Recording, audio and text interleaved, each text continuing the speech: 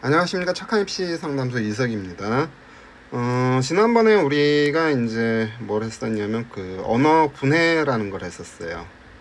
언어 분해라는 거, 국어 교육이란 말이 있으면은 이거를 국어와 교육으로 나누어 생각해서 국어 교육으로 합해서 생각해서 생각해 보거라 이렇게 이제 얘기를 했었죠. 뭐 이거는 이제 뭐 이게 반드시 이제 국어교육 같은 전공 관련 언어에만 소용이 되는 게 아니에요.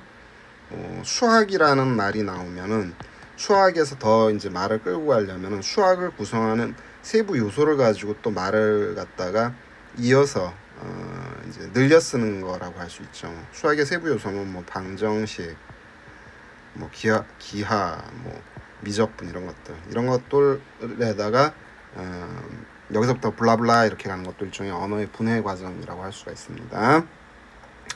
자, 이번에는 그거의 역과정입니다. 역과정이니까 여기니까 이제 통합하는 과정이겠지.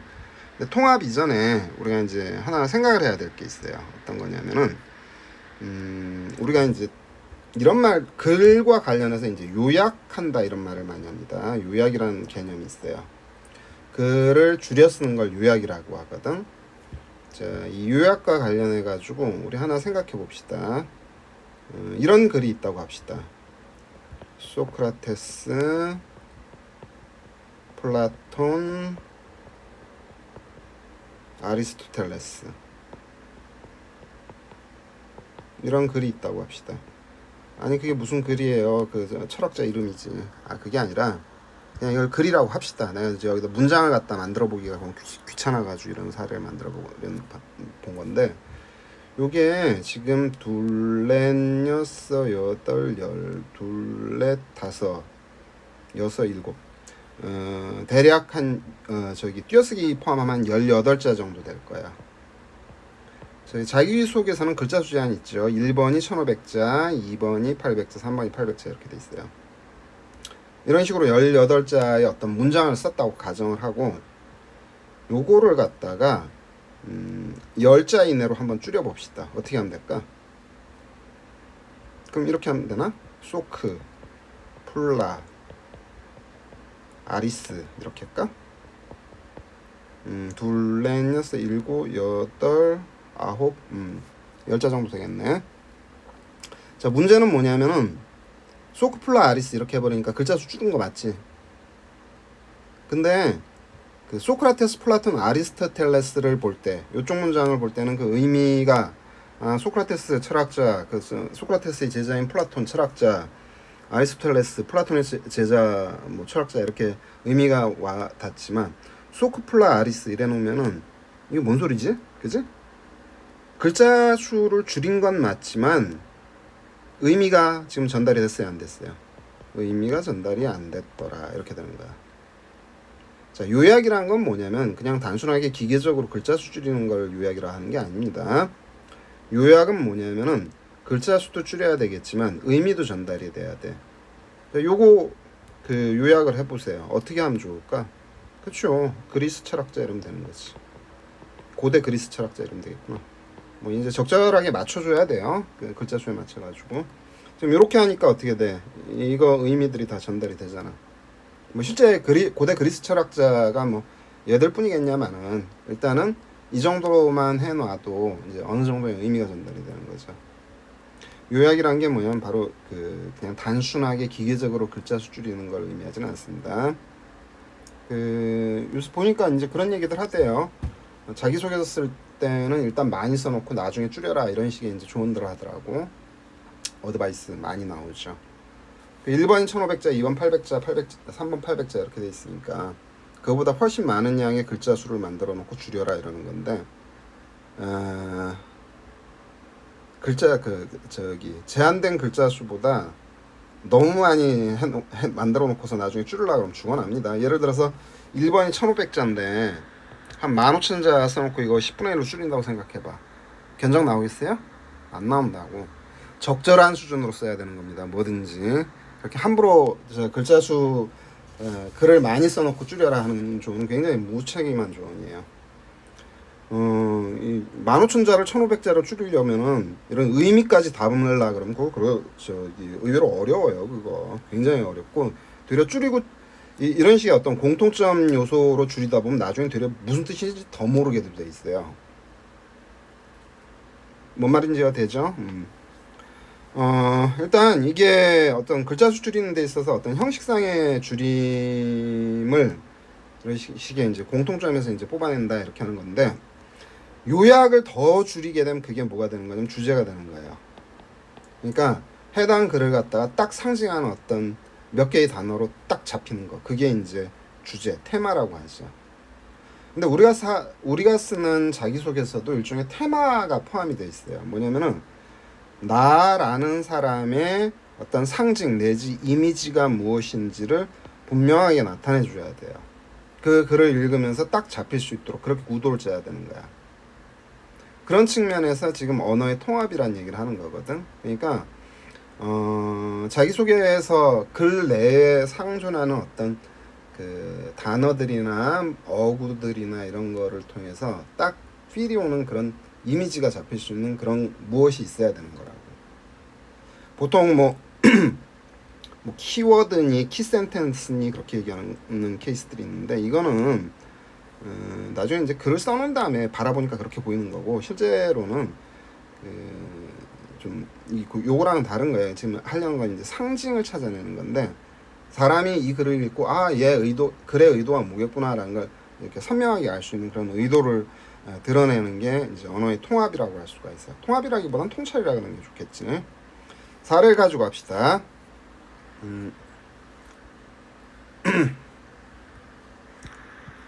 자 봅시다.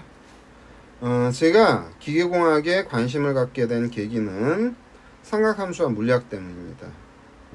계기란 말이 나온 거로 보아서 기계공학과 관련된 계기니까 일종의 어떤 전공적합성적인 그런 글을 쓰려는 것 같아요. 자, 기공학에 관심을 갖게 된 계기는 삼각함수와 물리학 때문입니다. 어렸을 때부터 여러 가지 물건을 분해하고 조립하는 것을 좋아하기도 했지만, 만들기를 좋아했다는 소리네. 그러한 도구들의 작동 원리에 관심이 많았습니다. 도구의 작동 원리, 물리학하고 연결이 되는구만. 여기는 물리학. 그런데 수학에서 공부한 삼각함수가 물리학에서 활용되는 것을 보면서 신기함을 느꼈습니다. 삼각함수가 물리학에도 있었네. 그리고 주기적인 진동과 파동이 삼각함수에 의해 표현되며, 이 진동, 파동, 이거 물리학의 한 테마죠. 삼각함수를 해석함으로써 운동의 원리를 설명할 수 있다는 것을 알게 되었습니다. 운동의 원리, 이런 얘기가 나왔네. 자, 지금 여기서 이제 우리가 봐야 될 거가 있습니다. 이건 뭐 예전에 단문 이어쓰기하고도 관련돼서 얘기했지만 차근차근 하나씩 좀 보도록 합시다. 어떤 것부터 보냐면은 어떤 글의 전체적인 논리 구조부터 하나하나씩 보려는 거예요. 기계공학에 관심을 갖게 된 계기는 삼각함수와 물리학 때문입니다. 이랬어요. 그 다음 문장은 어떤 내용이 와야 되냐면 물리학이나 삼각함수를 설명하는 그런 내용이 와야 될 거예요. 그래서 그 다음 문장이 이렇게 돼 있어요. 어렸을 때부터 여러 가지 물건을 분해하고 조립하는 것을 좋아하게 됐지만 그런 도구들의 작동 원리에 관심이 많았습니다.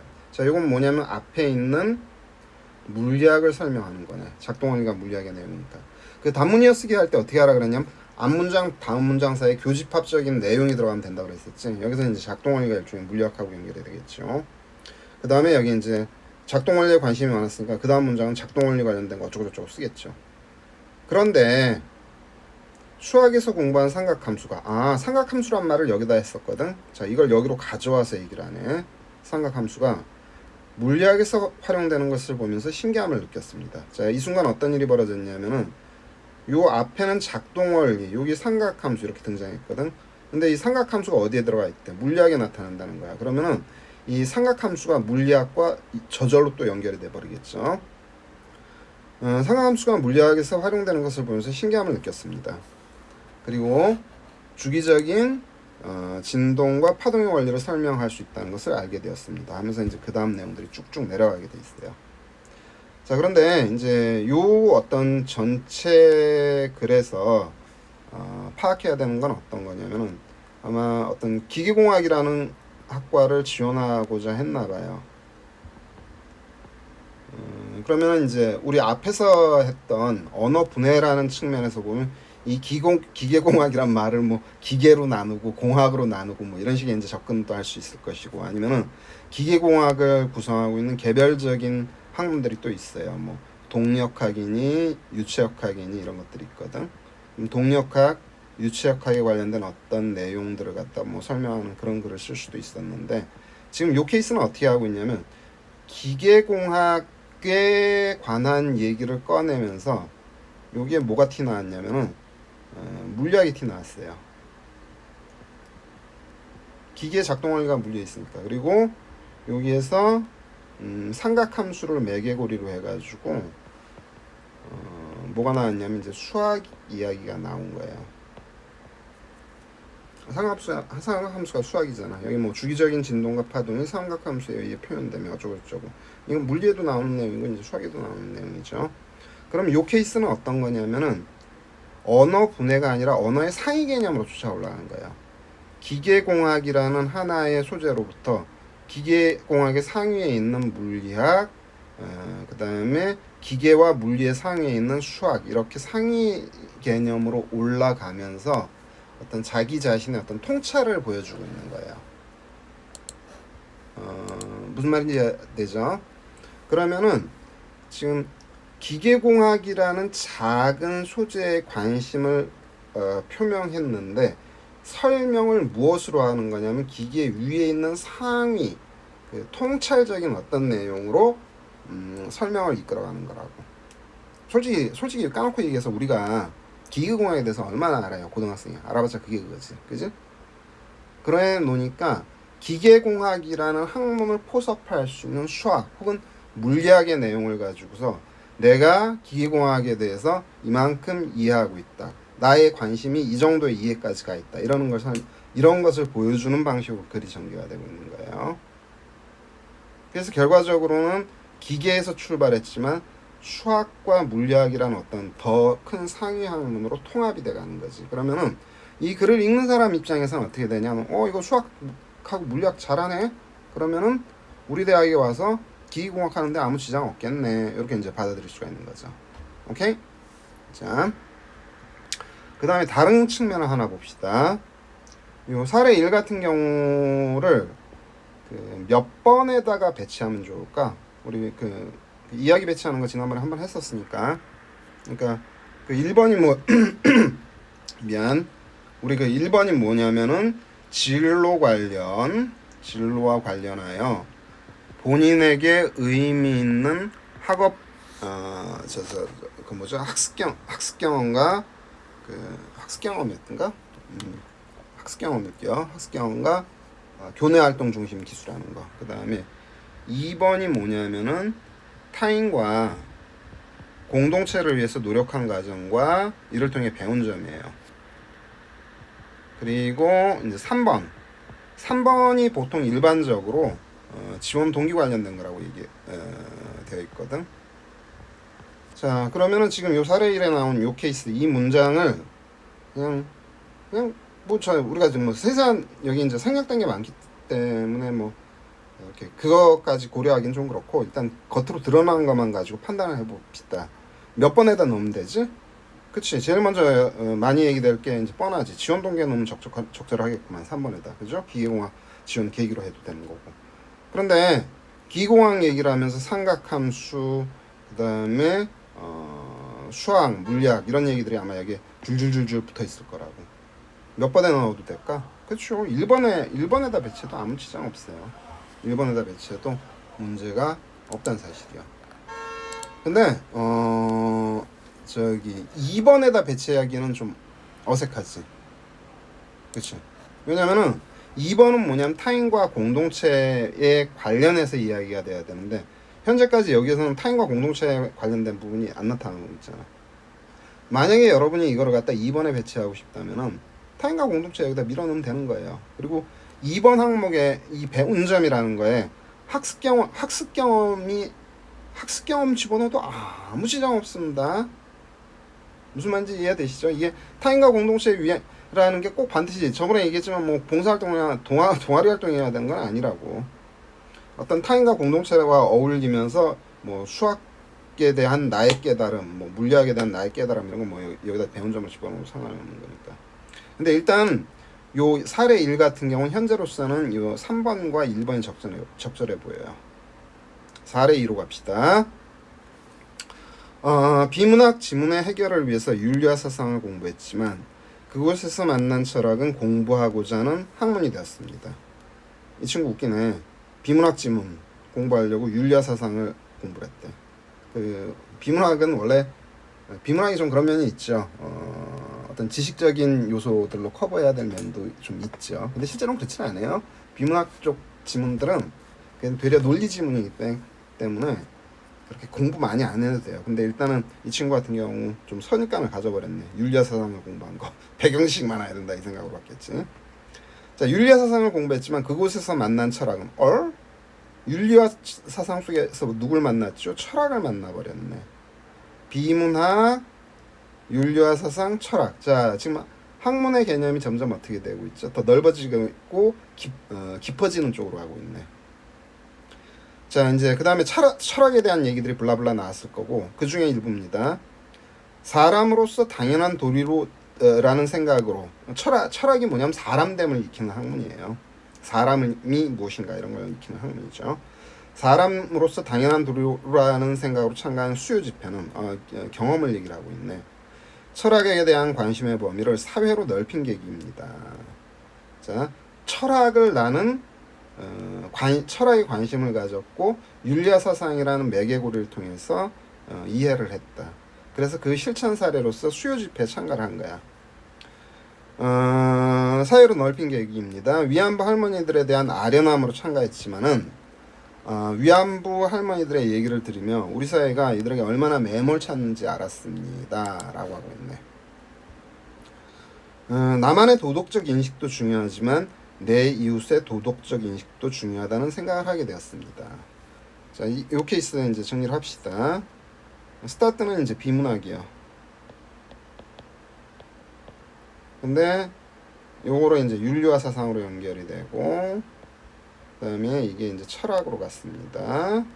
이거는 그 이제 학문의 개념이 점점 그 상위로 올라가고 그다음에 뭐라 그래야 되냐 좀 더 깊어진다고 해야 되겠지. 표현이 적절하진 않아요. 요새는 하도 그 말의 오염이 심해가지고 근데 뭐 그 말 빼기 좀 쓸 게 없네.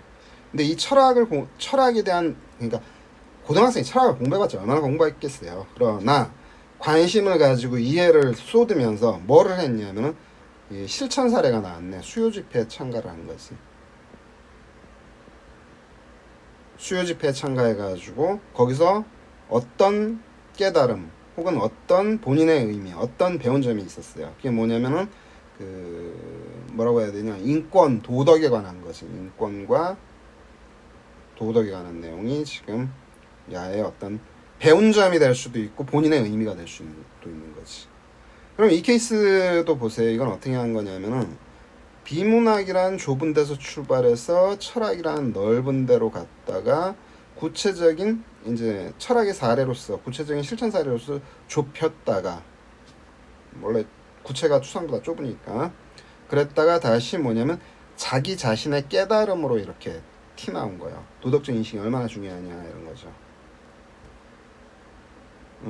이게 내용 설명이 되는 거죠. 지금 그럼 여기서는 이제 핵심 그러니까 이거 테마 일종의 테마라 그러면은 깨달음으로서 깨달음 혹은 배운 점 혹은 본인의 의미로서 뭐를 가져갈 수 있는 거냐면 도덕에 대한 통찰, 인권에 대한 통찰 이런 것들이 일종의 언어 통합적 요소가 된다고 하겠죠. 자, 그러면은 이번에는 이 사례가 몇 번에 배치되면 좋을까 한번 생각해 봅시다. 그렇지, 뭐 비문학 나오고 윤리와 사상 했으니까 뭐 1번에 들어간다 하면 딱 좋겠네. 그 진로 관련성도 있네. 야가 철학과를 지원했다 그러면은 뭐 진로 관련성도 있는 거니까. 근데 꼭 1번이어야 될까? 3번에 배치하면 안 될까? 그렇죠. 3번 배치도 아무 지장 없습니다. 지원 동기로 써먹으면 되잖아. 그지? 2번은 아무 지장 없습니다. 이 지금 뭐냐면 얘가 실천 사례를 뭐로 가져간 거예요? 수요 집회에 참가했잖아. 수요 집회 뭐야? 위안부 할머니들 그 일본의 그 저 제국주의에 희생당한 우리 그 위안부 할머니들의 그 뭐라 그저 애타는 이야기를 갖다가 세계 곳곳에서 다 하는 거잖아. 인권이야, 인권. 공동체를 위해서 하는 거잖아. 그죠? 1, 2, 3 어디에 배치해도 상관이 없는 거지. 이해가 되죠? 그래서 이 케이스는 그러니까 사례 1번의 경우는 이제 단순하게 기계라는 어떤 학문 차원에서 수학 물리학으로 올라간 반면에 이 케이스는 어떤 거냐면 비문학이라는 데서 해서 철학으로 올라갔다가 뭐 인권 도덕까지 이제 자기의 깨달음을 갖다 전개한 거죠. 뭐 요게 이제 언어의 통합적인 요소라고 볼 수도 있고 통찰이라고 볼 수가 있죠. 이해가 되죠? 근데 우리가 이제 이런 식의 어떤 글을 전개함에 있어가지고 좀 그러니까 사례 2번이나 사례 1번이나 다 마찬가지긴 한데 소재의 자유로움을 좀 가져야 돼요. 우리가 소재의 자유. 소재의 자유라는 게 뭐냐면 이게 우리가 답답한 게 항상 그거예요.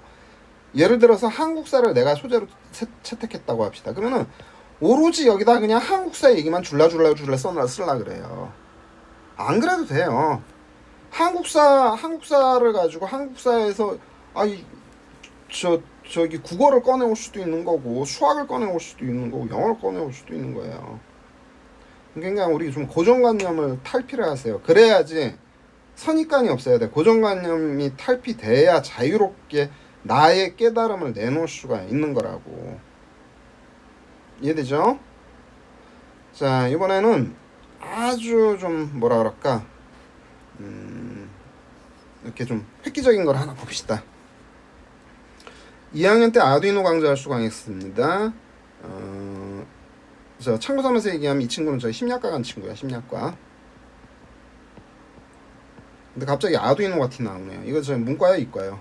이과네. 자, 이걸 가져온 게 선입관 버려라 이 소리야. 문과, 이과 아무거나 상관이 없어요. 자, 이 과목을 통해서 아두이노 보드를 지원한 C 언어를 배웠습니다. 처음에는 선생님이 말씀해 주시는 대로 따라했지만 모방만으로 이해하기가 어려웠대요. 원래 이제 우리가 선생을 두는 이유는 모방하려고 하는 거예요. 그래놓고 그 모방을 통해서 나 자신의 이해를 찾아가는 겁니다. 근데 말씀해 주시는 대로 따라했지만 그 이해가 잘 안 됐대. 그래서 일을 벌렸네요. 일부러 커넥터와 디바이스 연결을 바꿨대. 정해진 명령어를 다르게 배치하기도 했대. 근데 이거 하라는 대로 안 했네. 그죠? 시키는 대로 안 했네. 응? 어떤 학생이야? 착한 학생이야? 나쁜 학생이야? 나쁜 학생? 저기 모방의 반대말이 뭐죠? 모방의 반대말. 그쵸, 창의성입니다. 창의성은 그 기존의 틀을 갖다 좀 깨야지 진행이 되는 거예요. 자, 일단 이렇게 이제 디바이스 연결 바꿔보기도 하고 커넥터 연결 바꾸고 뭐 정해진 명령어 다르게 배치하고 뭐 난리 쳤어요. 그렇게 하면서 뭐를 알았냐면 신호의 의미를 알 수 있었대. 자, 여기까지만 잠깐 정리를 합시다. 아두이노 방과후 수업으로 했던 건데 그 다음에 여기서 C 언어가 티 나왔어요. 그 다음에 C 언어가 뭐가 되는 거냐면 신호가 된 거야. 신호. 왜냐면은 그 명령어가 전기 신호고, 요 명령어가 가리키는 내용이 뭐야? 요 C 언어가 명령어거든요. 근데 이제 명령어라는 게 그게 뭐냐면은 컴퓨터 해본 사람들은 알 거예요. 이게 명령어 하나하나가 다 이게 전기 신호입니다. 그러니까 그 1과 0의 어떤 이렇게 왔다 갔다 바뀜을 말하는 거예요. 이진수가 바뀌는 거야. 신호의 의미를 알 수 있었습니다. 명령어가 전기 신호고 보드는 그에 대응하는 답을 하는 것이었습니다. 이 하드웨어를 말하는 거겠죠. 아두이노 하드웨어. 결국 외국인을 상대로 하는 이야기에 주고받았습니다. 이게 무슨 말이지? 자, 나라는 존재가 있다. 내가 C라는 언어를 썼다. 이거로 아두이노 보드를 갖다가 제어를 했다. 근데 이 C 언어가 뭐냐면 명령어인데 이거는 그냥 신호야. 전기로 된 신호인데 생각을 해보니까 외국인을 상대로 하는 이야기에 주고받음? 아두이노가 마치 나한테 뭐랑 똑같다는 소리야. 외국인하고 똑같다는 소리지. 근데 외국인하고 내가 이야기할 때 무슨 어떤 우리말로 해야 돼? 외국어로 해야 돼?